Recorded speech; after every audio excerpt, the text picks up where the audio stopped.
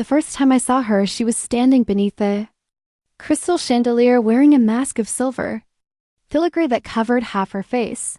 I remember thinking how strange it was, how out of place a masked woman seemed at a charity gala in modern-day London. We're the closest thing to royalty most of us would ever encounter was a minor celebrity or a wealthy tech entrepreneur who'd bought their way into high society, but there she was, and I couldn't look away. My name is Charlotte Hayes, and I'm not the kind of person who belongs at events like these. I'm a photographer, a good one, I like to think, but not the kind who shoots fashion spreads for Vogue or celebrity weddings in the Maldives. I document real life, protests, community events, the raw edges of the city where beauty and struggle collide.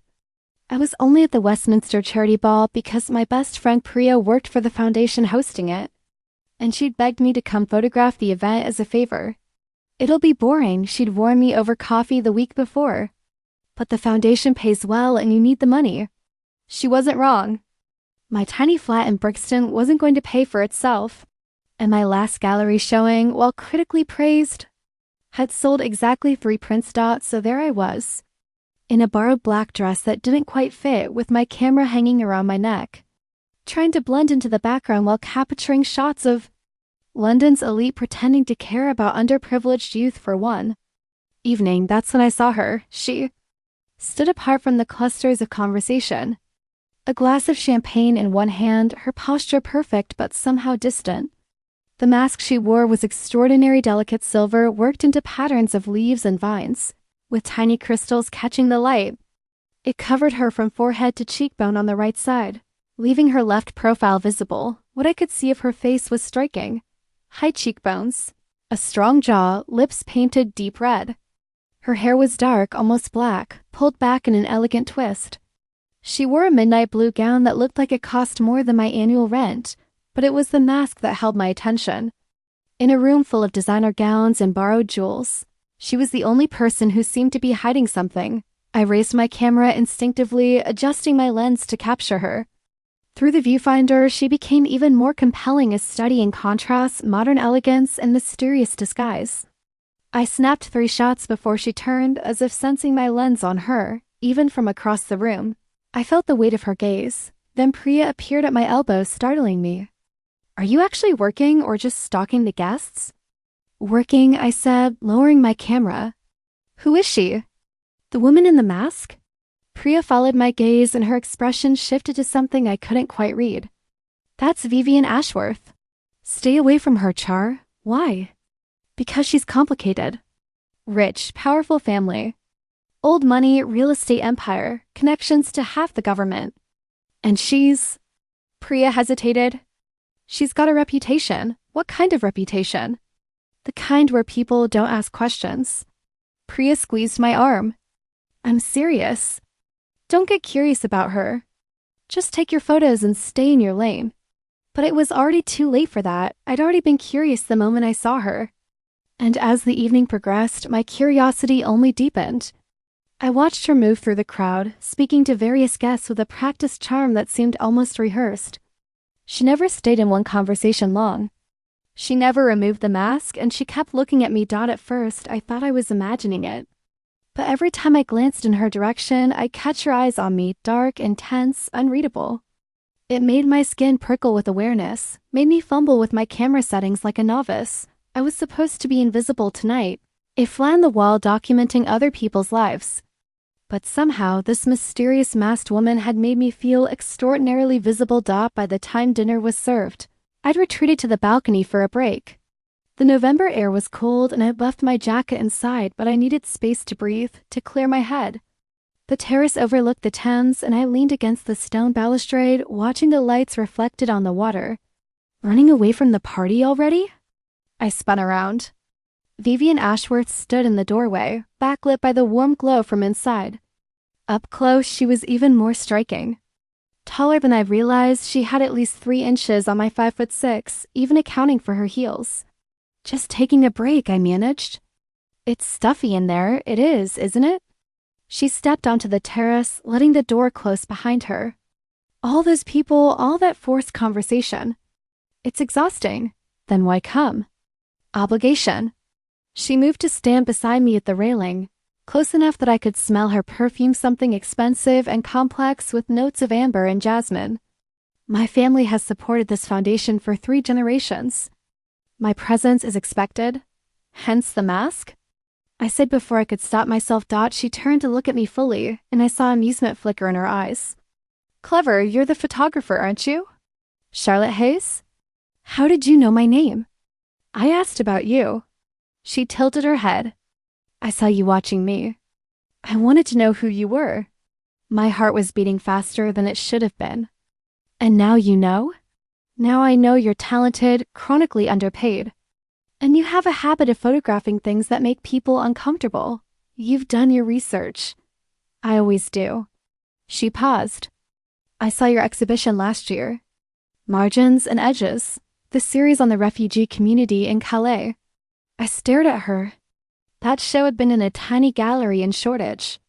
It had run for 2 weeks and had been attended by maybe 100 people total. The idea that this woman, this wealthy, powerful woman in her designer gown and silver mask had seen it seemed impossible. You're surprised, she said. I am. Don't be. I'm interested in work that tells the truth.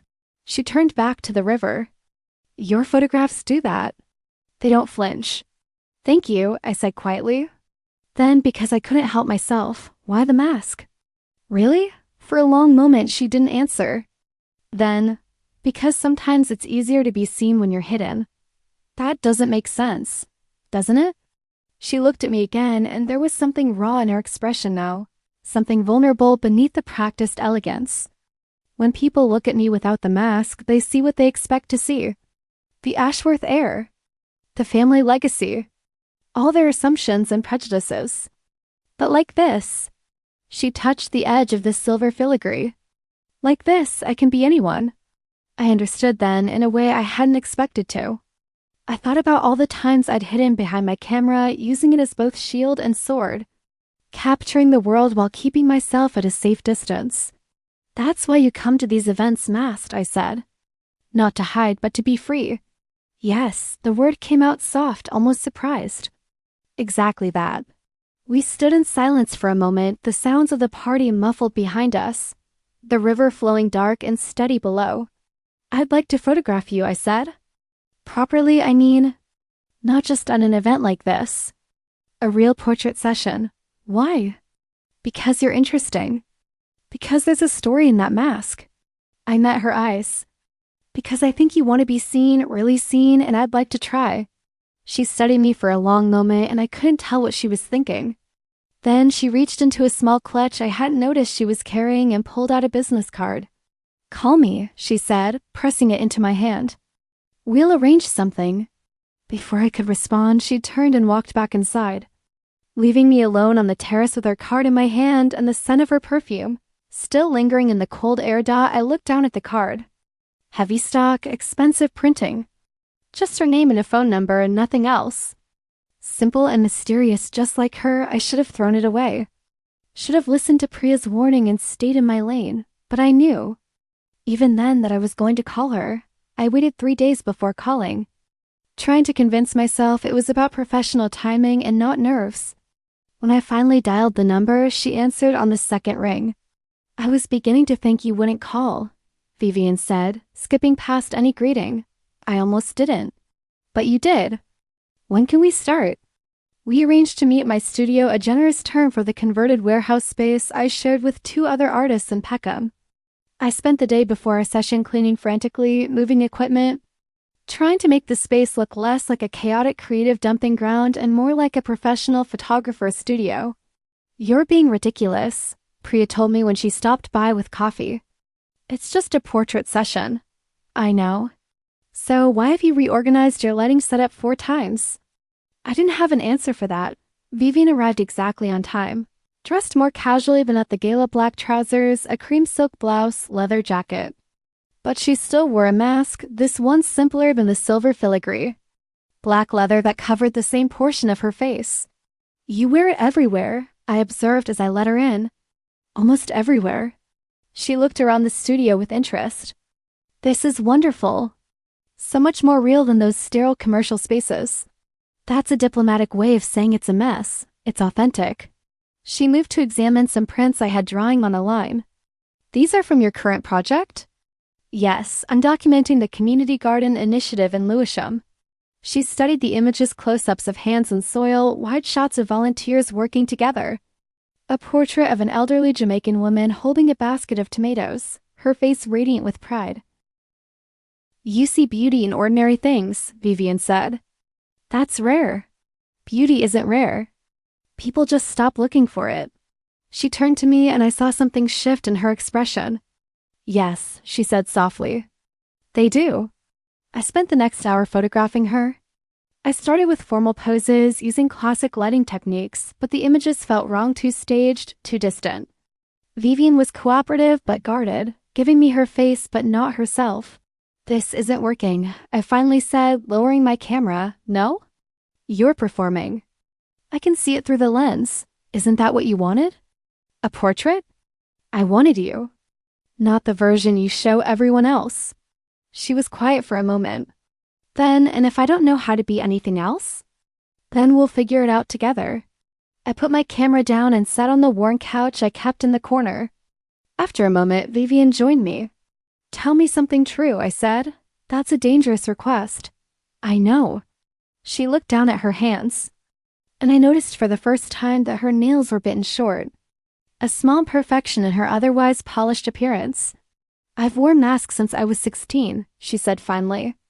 Not always literally, but always in some form. Why 16? That's when my father made it clear what was expected of me. The family business. The right schools, the right connections, the right marriage someday to someone suitable. She laughed, but there was no humor in it. Suitable meaning someone who would strengthen the Ashworth empire and ask no difficult questions. And you agree to this? I'm the only heir. What choice did I have? There's always a choice. Spoken like someone who's never had to choose between themselves and everyone they love. The words stung because they were true. My family was working class. My dad drove a cab. My mom worked in the school cafeteria. They'd supported my dream of being an artist without hesitation, even when it meant I'd probably never make much money. I never had to sacrifice who I was for them. You're right, I said. I'm sorry, don't be. Vivienne looked at me. I envy you. That freedom to just be yourself, is that why you wear the masks? Because you can't be yourself without them? Partly. They started as a shield, a way to create distance from people's expectations. But they became something else over time.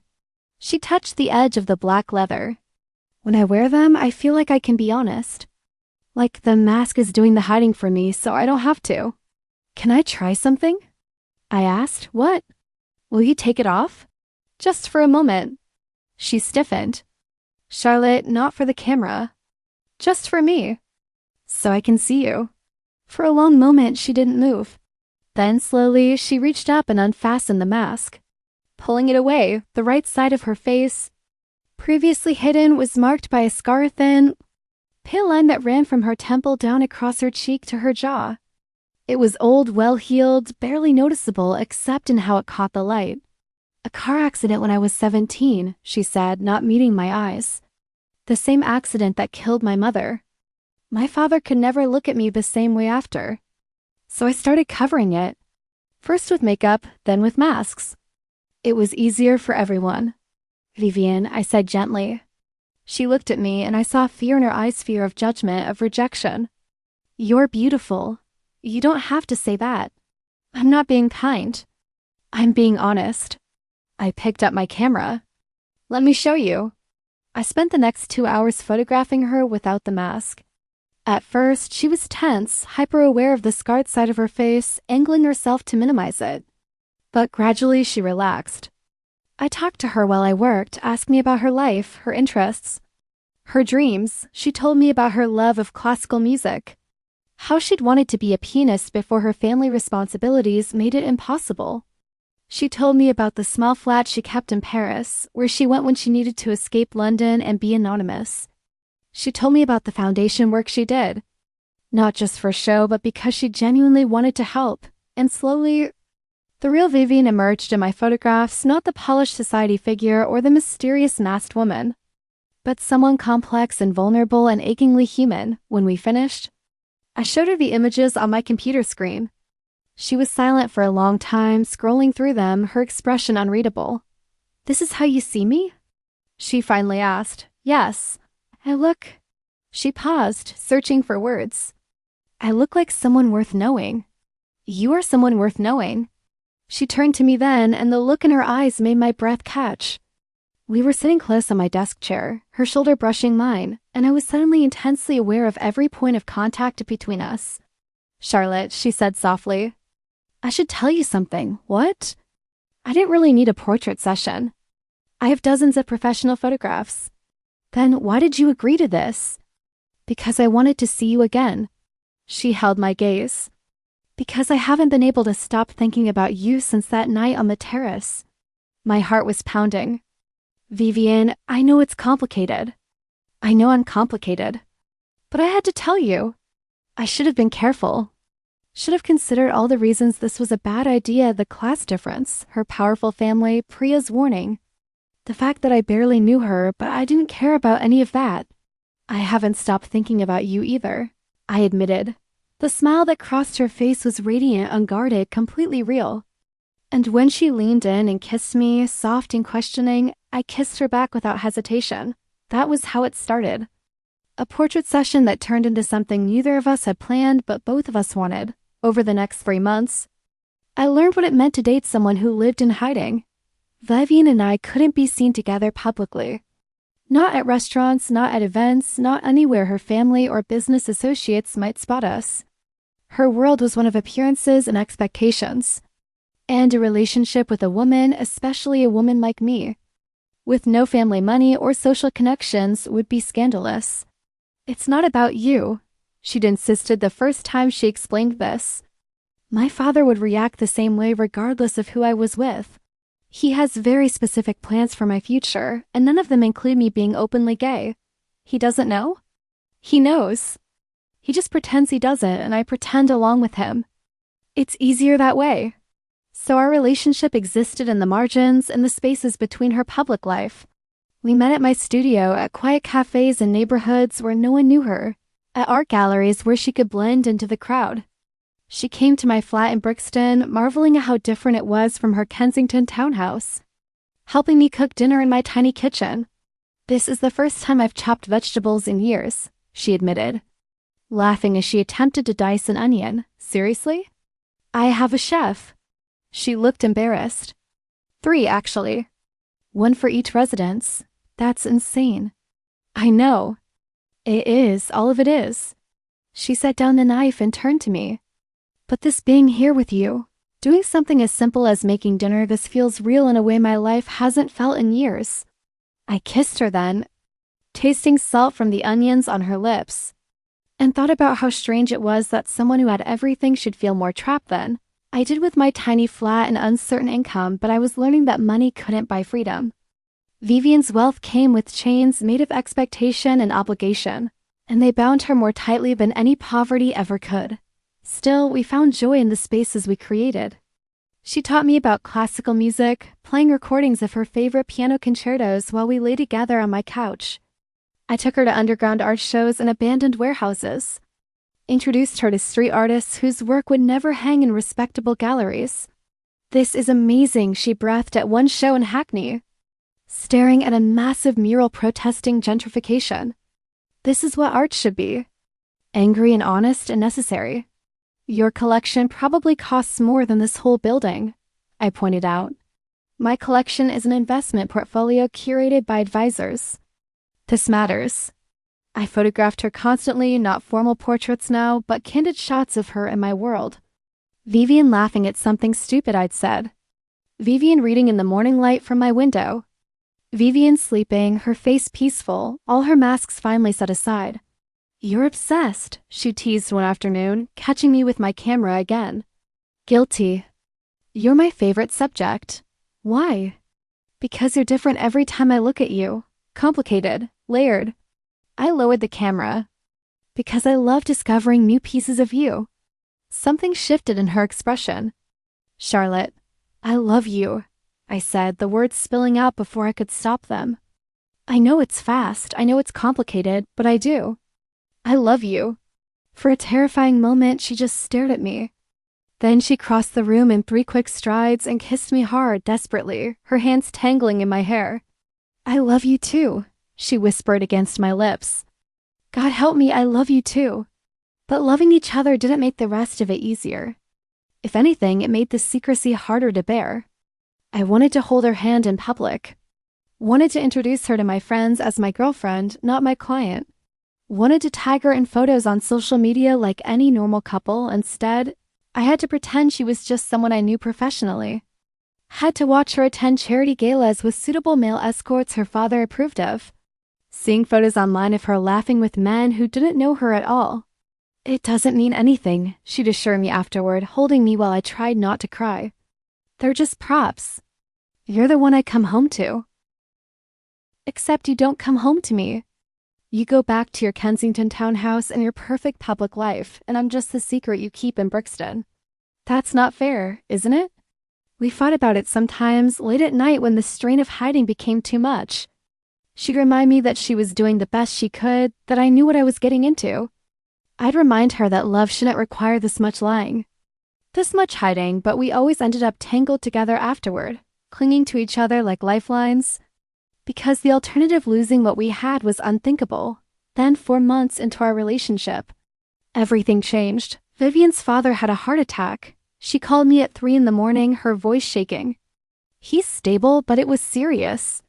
The doctors say he needs to reduce stress, step back from work. What does that mean? It means I have to step up, take over more of the company responsibilities. She paused. It means less time. More scrutiny. More pressure to be who they need me to be. Vivienne, I can't, Charlotte. I can't do this and be with you. Not publicly. Maybe not at all. Don't say that. I have to be realistic. With my father ill, the family will be watching me even more closely. There's already talk about me settling down, getting married, providing an heir. If they even suspected about us, then tell them, I said, even though I knew it was futile. Come out. Be honest about who you are. I can't. You mean you won't? What do you want me to say? Her voice broke. That I'm brave enough to throw away everything my family built? That I'm strong enough to face their rejection, the media frenzy, the scandal? I'm not. I'm sorry, but I'm not. I closed my eyes, fighting back tears. So what are you saying? I'm saying I need time. Space to figure out how to handle this. That's not an answer. It's the only one I have right now. We hung up. And I didn't hear from her for 3 weeks. During those 3 weeks, I threw myself into work. I took every photography job I could get, pushing myself to exhaustion to avoid thinking about Vivienne. Priya tried to help, bringing over wine and sympathy, but there was nothing she could say to make it better. I warned you, she said gently one night. I told you she was complicated. I know. So what are you going to do? I don't know. Wait, I guess. Hope she figures it out. And if she doesn't? I didn't have an answer for that doubt then. On a Tuesday evening, I got a text from an unknown number, Kensington Gardens. The Albert Memorial. Tomorrow at 6 p.m. Please come. V, I almost didn't go.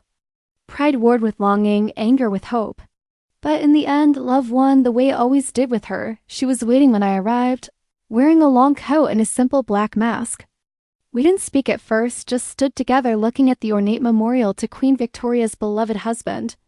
I've been thinking about them, Vivienne finally said. Victoria and Albert. How deeply they loved each other. How publicly. She wore black for 40 years after he died, never hiding her grief. She turned to me.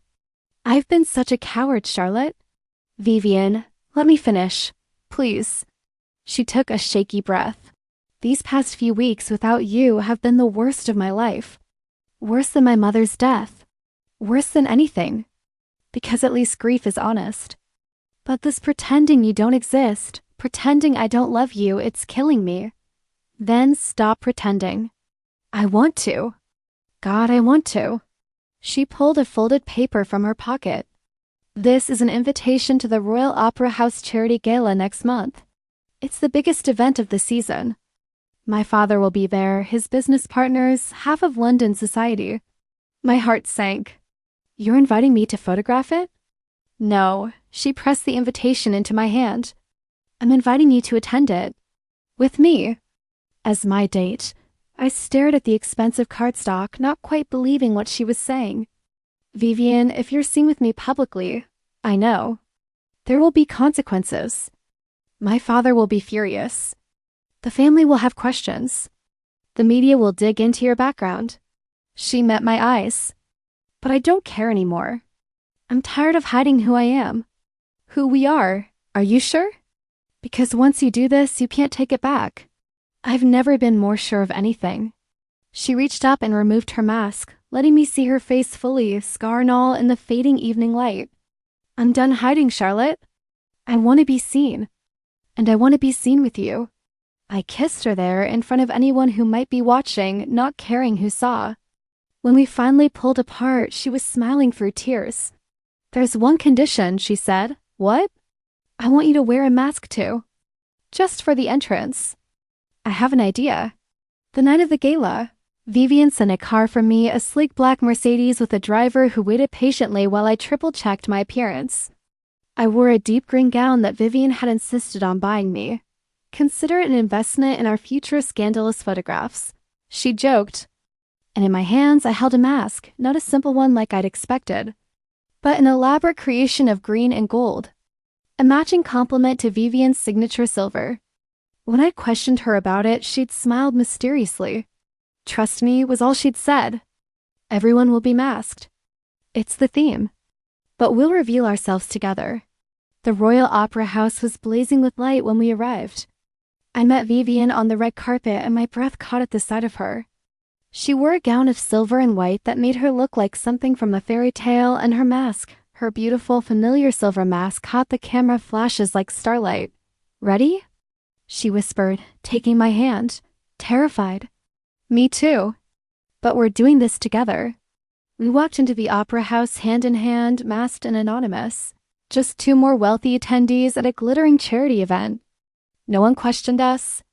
We floated through the cocktail reception, talking and laughing. And for a moment, it felt like any other night we'd spent together except this time. We were together in public. In her world, the reveal was planned for midnight. A dramatic moment when all guests would unmask together. But Vivienne had arranged something special. At 11:55, she led me to the center of the grand ballroom. The orchestra was playing, couples swirling around us in a waltz. She took both my hands. I need to tell you something before we do this, she said. What? After tonight, everything changes. There will be photographers, reporters, questions. My family will probably cut me off financially. I'll lose business opportunities. Some friends will distance themselves. She squeezed my hands. I need you to know that I've thought about all of it and I choose this. I choose you. Vivienne, I love you, Charlotte Hayes, and I'm done pretending I don't. The clock struck midnight.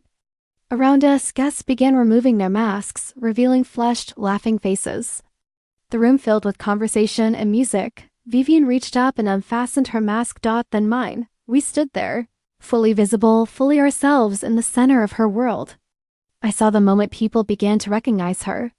Saw shock ripple through the crowd. Saw phones come out, cameras pointing our way. Vivienne's father stood across the room, his face turning red with fury, but Vivienne just smiled. Pulled me closer and kissed me. The flash of cameras was blinding. The whispers grew to a roar. But I barely noticed any of it, lost in that kiss. In the knowledge that she'd chosen me over everything else. When we finally pulled apart, she kept her arm around my waist, anchoring us together. Let them look, she said. Let them talk. I don't care anymore. The photos hit social media within minutes. By morning, we were trending on Twitter. Ashworth heiress and lesbian scandal screamed the tabloid headlines. Billionaire's daughter comes out at royal gala, announced the more respectable papers. My phone exploded with messages. Priya called 6 times before I finally answered. Are you insane? She demanded. Do you know what you've done? Yes. Charlotte, this is going to get ugly. Really ugly. She wasn't wrong. By the afternoon, reporters had tracked down my address. I had to hide in Vivienne's Kensington townhouse while security dealt with the media circus on my doorstep. Online, people were digging into my background, my family, my work. Some of it was supportive, the LGBTQ+ community rallying around Vivienne's courage. But much of it was vicious.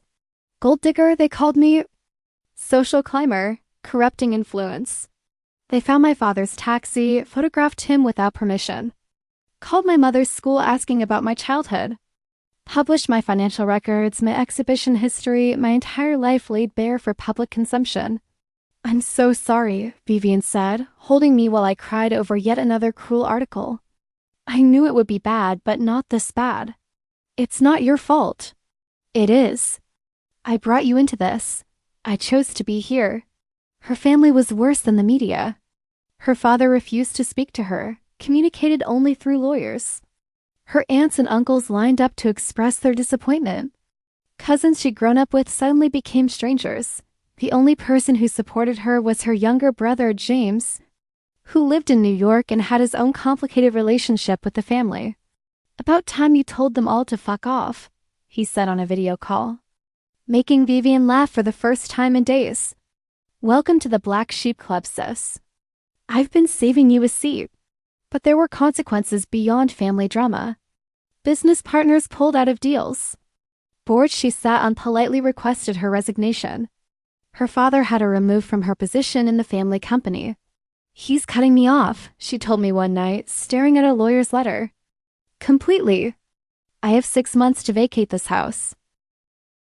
My trust fund is frozen. He's using every legal tool he has to punish me. Can he do that? He can try. My lawyers say we can fight it, but it will take years and cost a fortune I no longer have access to." She laughed bitterly. "Ironic, isn't it? I spent my whole life afraid of losing the family money. Now that it's actually happening, I feel free." "What will you do?" "I have some assets you can't touch. Investments in my own name. The Paris flat. It's not nothing." She looked at me. "But it's not the life I had before either. I'm sorry." "Don't be." She pulled me close. "Charlotte, losing you would have destroyed me." "Losing money? I'll survive that." We did survive it, though not without struggle. Vivienne moved into my tiny Brixton flat when her 6 months were up, creating a cozy chaos as she tried to fit her life into my limited space.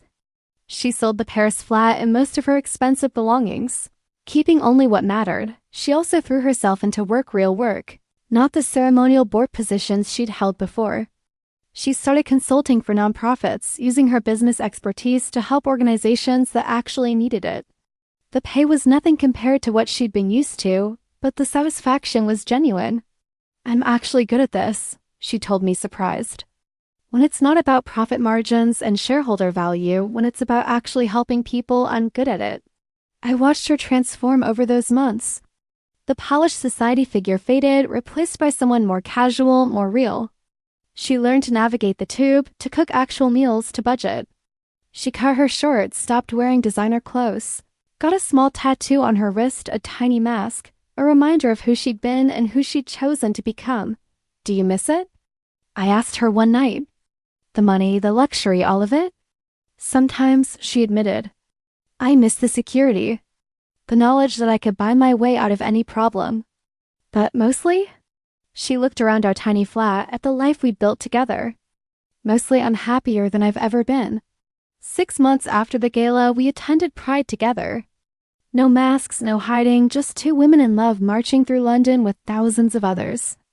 A photographer from The Guardian captured us mid-kiss, and that photo ended up on the cover of their weekend magazine with the headline, "The Heiress Who Chose Love." The article that followed was thoughtful and kind, focusing on Vivienne's journey and her work with nonprofits. It marked a turning point in how we were perceived publicly, less scandal, more human interest story. "We're boring now," Vivienne joked when another outlet declined to run a story about us. "Just another lesbian couple. How wonderfully ordinary." But we weren't quite ordinary. We couldn't be, given where we come from and what we'd been through. And Vivienne still carried the weight of her family's rejection, even if she pretended she didn't. A year after the gala, Vivienne's father had another heart attack. This one was massive, and he didn't survive. The funeral was a grand affair at Westminster Abbey. Vivienne debated whether to attend. but ultimately decided she needed closure. "You don't have to come." She told me, "I want to support you. My family will be horrible to you. Let them try." We arrived together, dressed in black, prepared for hostility. What we got instead was complicated grief. Vivienne's aunts and uncles were too wrapped up in their own mourning to be cruel. Her cousins mostly ignored us. The service was formal and distant, celebrating a man Vivienne had loved but never really known. Afterward, at the reception, her Uncle Edward approached. He'd been one of the worst in his condemnation of our relationship. "Vivienne," he said stiffly. "A word?" She tensed but nodded. I started to step away, but she kept my hand in hers. "Charlotte stays." Edward looked uncomfortable but continued. "Your father's will is being read tomorrow. You should be there. Why?" He made it clear I was cut out of everything. "Things are more complicated than that. Just come tomorrow, please." The will reading was in the family lawyer's oak-paneled office.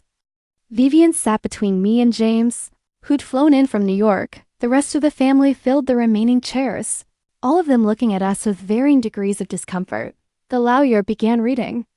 Most of the estate went as expected, divided among various family members and charitable foundations. But then, to my daughter Vivienne, I leave the music box that belonged to her mother and the following letter, to be read aloud in this assembly. The lawyer pulled out an envelope and began to read in Vivienne's father's words.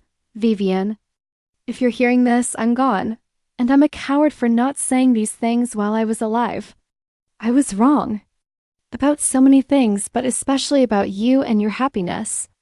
Your mother would be ashamed of how I handled things after she died, how I pushed you to be someone you weren't, how I rejected you when you finally had the courage to be yourself.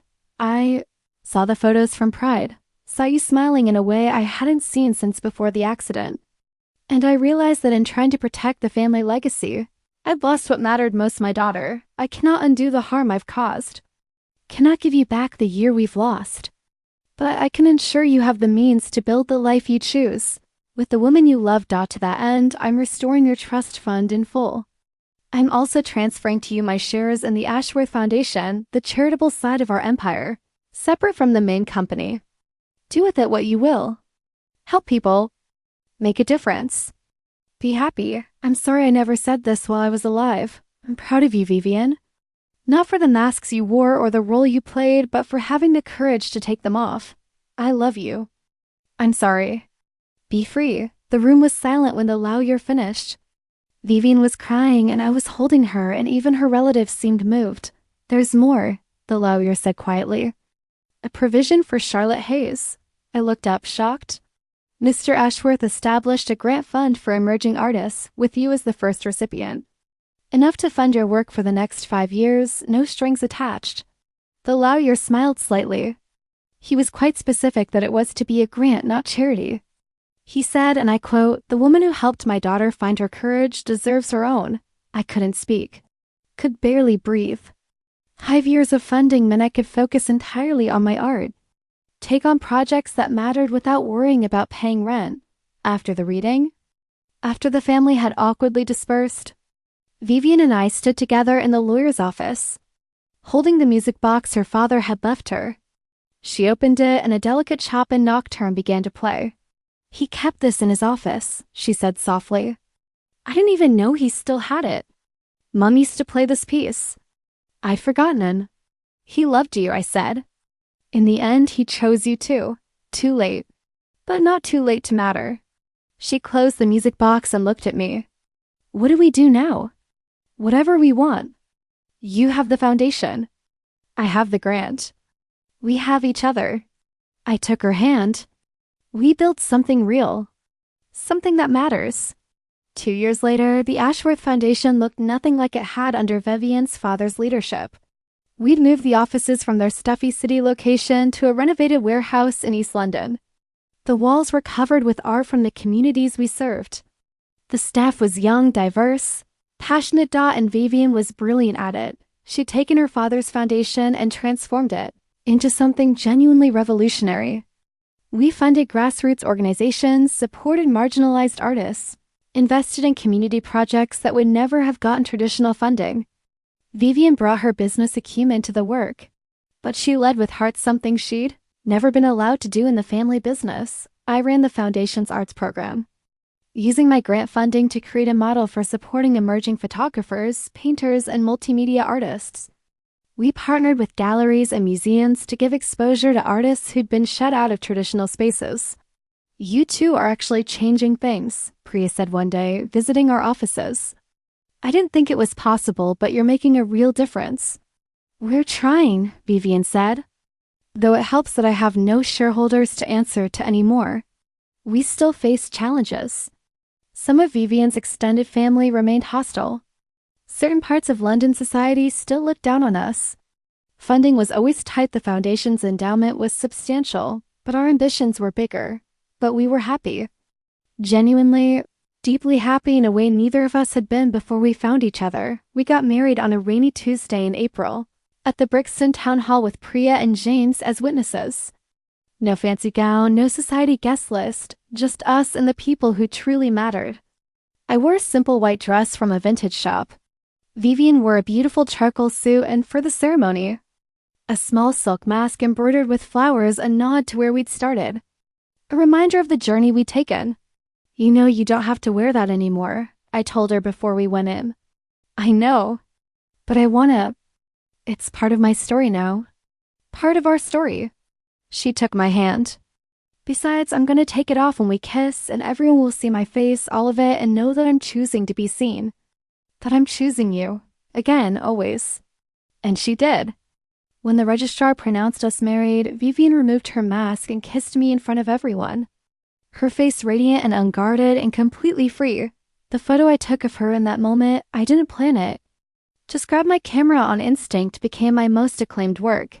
It ended up in galleries and collections and textbooks on contemporary photography. The unmasking, they called it. A portrait of vulnerability and courage, of someone choosing authenticity over protection. But to me, it was just Vivienne. The woman I loved. The woman who'd worn masks to every royal ball until I dared to kiss her and show her she didn't need them anymore, 3 years after our garden party.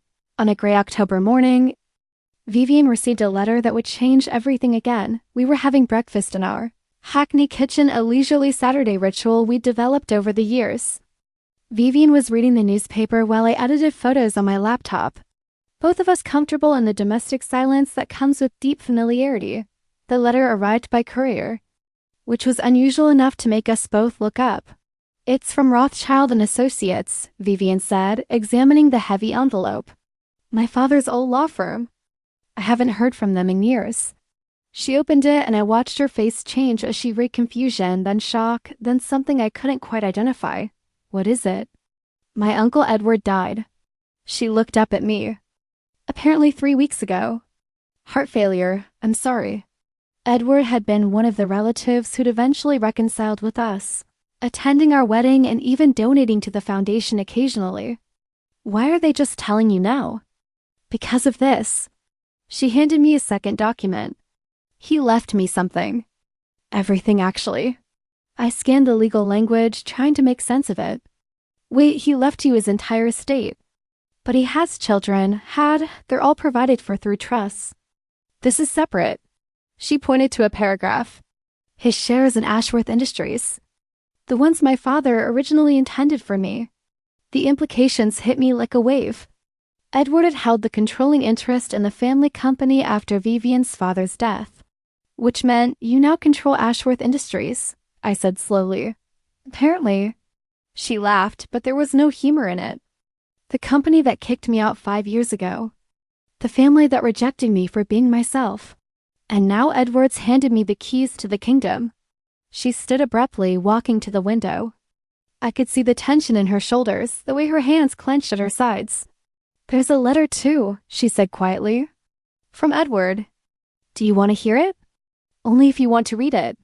She unfolded the handwritten pages with shaking hands and began, Dear Vivienne, if you're reading this, I'm gone and you're probably furious with me. I wouldn't blame you. What I'm about to do will complicate your life considerably, and I'm sorry for that. But I'm out of time and out of options. Ashworth Industries is dying. Not publicly, we've managed to maintain appearances, but the rot runs deep. Your father built an empire, but he built it on outdated principles and unsustainable practices. After his death, I tried to modernize, to change direction, but the board fought me at every turn. They're more interested in short-term profits than long-term survival. But you, Vivienne, what you've done with the foundation these past years has been remarkable. You've proven you can lead with vision and integrity. You understand how to build something that lasts, something that matters. I have no right to ask this of you, especially after how we treated you. But I'm asking anyway, save the company. Not for the family who rejected you, but for the thousands of employees who depend on it. For the legacy your mother would have wanted, not the one your father left behind. I know you've built a different life. A better one, probably. And I know that stepping into this role means re-entering a world that hurt you deeply. But you're the only one who can do this. The only one with the vision, the courage, and the legal authority. The choice is yours. You can sell the shares, walk away wealthy and free. No one would blame you. Or you can try to save something worth saving. I'm sorry for everything. I'm sorry we weren't brave enough to support you when it mattered. I hope you can forgive us, even if we don't deserve it. With regret and respect. Uncle Edward. Vivienne's voice had grown thick with emotion as she read. When she finished, she carefully refolded the letter and set it on the table. He wants me to save the company that destroyed me, she said. He's giving you a choice, I corrected gently. You can sell the shares. Walk away. Could I, though? Knowing that thousands of people might lose their jobs if the company fails? That's not your responsibility, isn't it? She turned to face me. I have the power to help now. How can I just ignore that? I stood and went to her, taking her hands. Vivienne, 5 years ago you chose freedom over that company. You chose us, our life, our work. Are you really willing to give that up? I don't want to give anything up. She squeezed my hands. But I keep thinking about what we've built with the foundation. We help people because we can, because we have the resources and the knowledge. How is this different? It's different because it's the same people who hurt you, who rejected you for being who you are. Most of them are gone now. New board members, new executives. It's not the same company anymore. She paused. And maybe that's the point. Maybe I can make it into something better. I could see the wheels turning in her mind, the same strategic thinking she brought to the foundation work. You're actually considering this. I am. But not without you. She cupped my face in her hands. Charlotte, I need to know what you think. Really think. Because if I do this, it affects both of us. I took a moment to consider. The Vivienne I'd fallen in love with was someone who'd been trapped by family expectations, who'd worn masks to hide her true self. The Vivienne I'd married was free, authentic, doing work she loved. What will returning to Ashworth Industries do to her? To us, but I also knew her. Knew that she couldn't walk away from people who needed help, even if they were connected to painful memories. It was part of why I loved her. If you do this, I said carefully, it has to be on your terms. No hiding who you are. No pretending we don't exist. No going back into the closet. Never, she said firmly. And the foundation stays your priority. Whatever you do with the company, it can't consume your life the way it consumed your father's. Agreed. And we tell James, get his advice. He knows business better than either of us. She smiled slightly. When did you become so practical? Someone has to be when you're planning to walk back into the lion's den. She kissed me softly. I love you. You know that, right? Whatever I decide, whatever happens, I love you, and that doesn't change. I know. And I love you too. Even when you're being impossibly noble about saving companies full of people who don't deserve you. We spent the weekend researching, making calls, gathering information. James flew in from New York on Monday, and the three of us sat around our kitchen table going through documents. It's worse than Edward's letter suggested, James said, reviewing the financial reports. The company's hemorrhaging money. They've been cutting corners on safety, exploiting workers, making short-sighted decisions to boost quarterly profits. This isn't just a business problem, it's an ethical disaster. Can it be fixed? Vivienne asked. Maybe if you're willing to completely restructure. Clean out the board, change the business model, invest in sustainable practices. He looked at his sister seriously. But it'll take years, Viv, and it'll be brutal. You'll have to fire people, make unpopular decisions, face constant resistance. So, a Tuesday, I joked weakly. James cracked a smile. Basically. But seriously, sis, are you sure you want this fight? You've got a good life now? Vivienne was quiet for a long moment, staring at the papers spread across our table. Then she looked at me. What if we could turn it into something good? She said. What if we could prove that a company can be profitable and ethical? That you can prioritize people and planet without sacrificing success? That would be revolutionary, James admitted. It would also make a lot of powerful people very angry, I added. They're already angry at me for existing, Vivienne said wryly. Might as well give them something real to be angry about. I saw the determination in her eyes, the fire that had drawn me to her in the first place. She wasn't just considering this anymore. She'd already made her decision. All right, I said. Let's save a company. The first board meeting was scheduled for 3 weeks later, just enough time for Vivienne to assemble her team. She brought in James as an advisor, hired a cutthroat corporate lawyer named Rashida Chen who specialized in hostile restructuring, and recruited 3 independent board members with impeccable credentials and sustainable business practices. I insisted on attending the meeting with her. You don't have to, she said the night before, as we reviewed her presentation for the 100th time. I want to. You shouldn't have to face them alone. Charlotte, they're going to be horrible. They're going to say things about you, about us. Let them. I'm not the one who needs to prove anything. I took her hand. But I want them to see that I'm here, that we're a team, that they can't intimidate you by attacking our relationship. She pulled me close. Have I mentioned lately that you're incredible? Not in the last hour. She laughed and kissed me. Well, you are. Thank you for doing this. The next morning, we dressed carefully. Vivienne wore a sharp charcoal suit, no mask this time, nothing to hide behind. I wore a navy dress and blazer, professional but understated. We were making a statement. We were here, we were legitimate. And we weren't apologizing for who we were. The Ashworth Industries headquarters was a gleaming glass tower in Canary Wharf, all expensive art and cold modernity. We rode the elevator to the top floor in silence, Vivienne's hand warm in mine. Ready? I whispered as the elevator doors opened. No, but I'm doing it anyway. The boardroom was exactly as I'd imagined. Enormous mahogany table, leather chairs, floor-to-ceiling windows overlooking London. And seated around that table were 11 men in expensive suits, all of them looking at Vivienne with barely concealed hostility. Gentlemen, Vivienne said coolly, taking her seat at the head of the table. I sat beside her and I felt their eyes on me, judging, dismissing. Thank you for attending. We didn't have much choice, said one of them, Gerald Hutchins, according to the nameplate in front of him. He was in his 60s, silver-haired, radiating old money arrogance. Though I questioned the necessity of bringing guests to a private board meeting. Charlotte Hayes is my wife and my advisor, Vivienne said calmly. She stays. This is highly irregular, so is inheriting controlling shares in a failing company. Vivienne interrupted. Shall we discuss irregularities, Mr. Hutchins? Or shall we discuss how to save this organization from the incompetence that's driving it into the ground? The room went silent. Vivienne opened her laptop and pulled up a presentation on the large screen. These are the company's financials for the past 3 years, she said. Revenue down 18%. Employee turnover up 47%.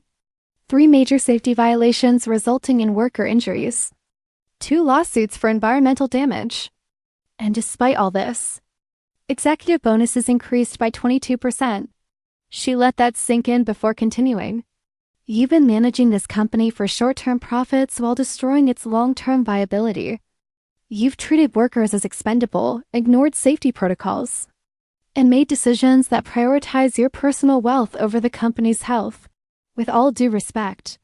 Miss Ashworth, Mrs. Ashworth Hayes, she corrected sharply, Hutchins's lip curled. With all due respect, you've been running a charity foundation. You don't understand the complexities of real business. I understand that your real business is hemorrhaging money and destroying lives, Vivienne shot back. And I understand that as the majority shareholder, I have the power to change direction. Starting today. She clicked to the next slide. Here's what's going to happen. First, we're implementing immediate safety reviews at all facilities. Any location found to be in violation of protocols will be shut down until it's compliant, regardless of cost. That's insane, one of the board members started. Second, Vivienne continued. Ignoring him, we're establishing a living wage policy for all employees. Not just here in the UK, but globally. No one who works for Ashworth Industries will make less than a sustainable income for their region. You'll bankrupt us. Another member protested. Third, we're divesting from all projects that don't meet environmental sustainability standards. That includes the construction project in Malaysia that's currently destroying protected rainforest. Now they were all talking at once, angry voices overlapping. Vivienne waited them out, calm and steady. When they finally quieted, she spoke again. I know you think I'm naive, that I'm trying to run a business like a charity. But here's what you're missing. The old way isn't working anymore. Consumers are demanding ethical practices. Investors are prioritizing ESG standards. The workers you've been exploiting are organizing and fighting back. You can either evolve or die. And you think you can just waltz in here and... I'm not asking for permission, Vivienne said quietly. I'm informing you of the new direction. You can either support it or resign. Those are your options. Hutchins stood abruptly. This is outrageous. We won't, Mr. Hutchins. Rashida Chen spoke for the first time, her voice cool and professional. I should inform you that Mrs. Ashworth Hayes has the legal authority to remove any or all board members for cause.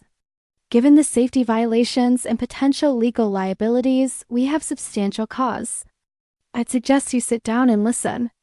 The room went very quiet. Slowly, Hutchins sat back down. Vivienne spent the next 2 hours laying out her vision: sustainable development, worker protections, environmental responsibility, transparent operations. She presented case studies of companies that had made similar transitions successfully. She showed projections demonstrating that while short-term profits might dip, long-term stability and growth would improve dramatically. Some board members asked thoughtful questions. Others sat in sullen silence. By the end of the meeting, 3 had agreed to resign rather than participate in the corporate suicide Vivienne was proposing. The others agreed to a trial period as we left the building. Vivienne was shaking. That was terrifying, she admitted once we were safely in the car. You were magnificent. They hate me. They're scared of you. There's a difference. I took her hand. You just completely upended their world. Of course they hate it. But you were right, and they know it. Over the next 6 months, Vivienne revolutionized Ashworth Industries. She brought in new board members, women, people of color, experts in sustainability and ethical business practices. She fired executives who refused to change and promoted workers who'd been overlooked for years. The Malaysian project was shut down, with Vivienne personally apologizing to the environmental groups that had been fighting it. Safety protocols were updated across all facilities. Wages increased. The company took a financial hit, just as predicted, but employee retention improved dramatically, and applications for positions increased tenfold. Business press couldn't decide if she was a visionary or a fool. Ashworth. Heiress gambles company on social experiment. Read one. Headline, Can Compassionate Capitalism Work? Vivienne Ashworth Hayes thinks so. Read another. And through it all, she insisted on being visible as a married lesbian woman. Company diversity policies were updated to be explicitly LGBTQ inclusive. Pride flags flew at company headquarters. When she was interviewed for business publications, she talked openly about me, about our life together, about how our relationship had taught her that authenticity was a strength, not a weakness. You're making us part of the brand, I observed one evening, reading yet another article featuring photos of us together. You are part of the brand, she said. I'm not going to pretend otherwise. Everything I'm doing at Ashworth Industries comes from what we learned at the foundation, from what you taught me about choosing people over profit, about using power for good. I didn't teach you that.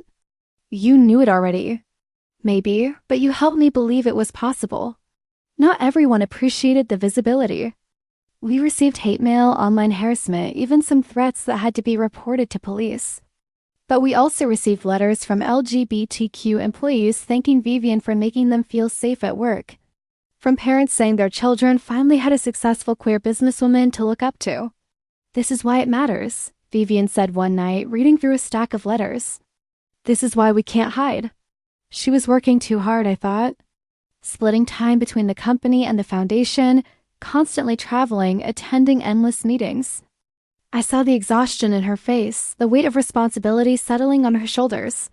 "You need to take a break," I told her after she fell asleep at the dinner table for the third time in a week.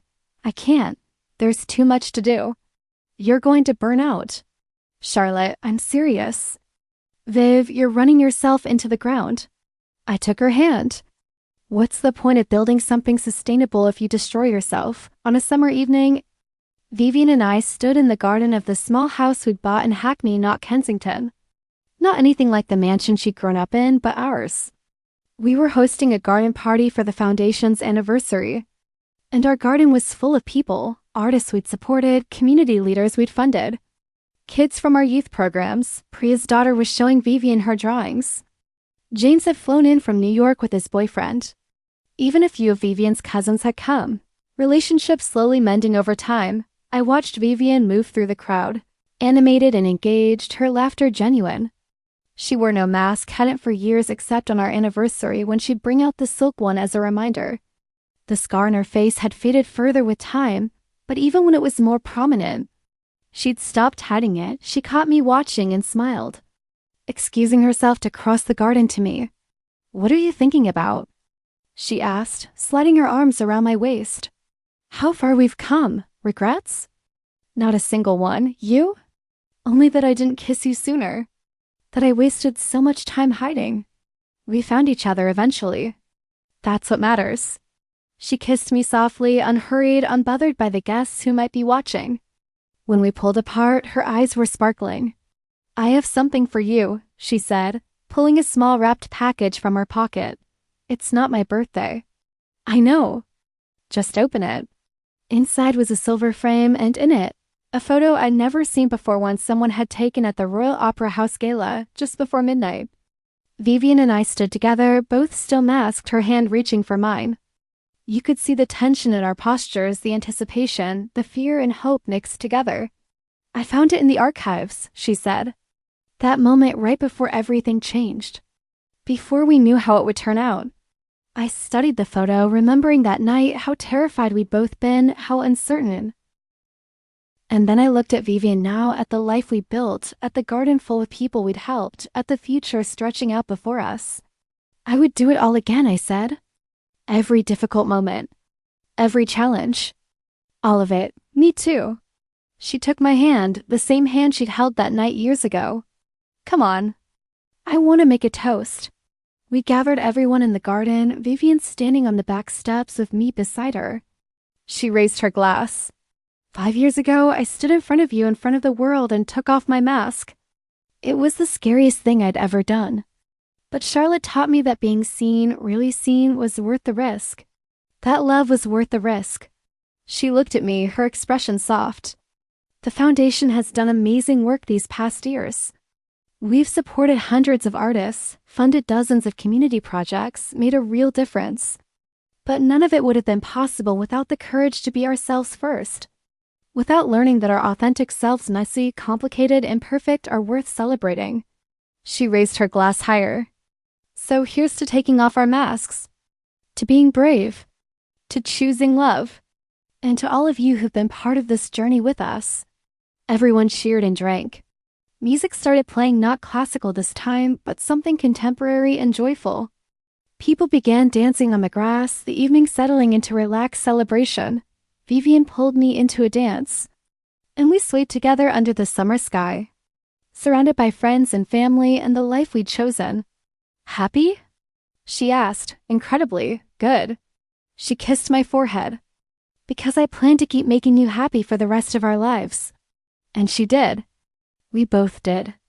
Together, unmasked and unafraid, building something real and lasting and true. Because in the end, that's what love is. The courage to be seen, the willingness to be vulnerable. And the faith that when you finally take off all your masks, The person looking back at you will see something worth cherishing. I wore a mask to every royal ball. Until Charlotte dared to kiss me and show me I didn't need them anymore. And that made all the difference.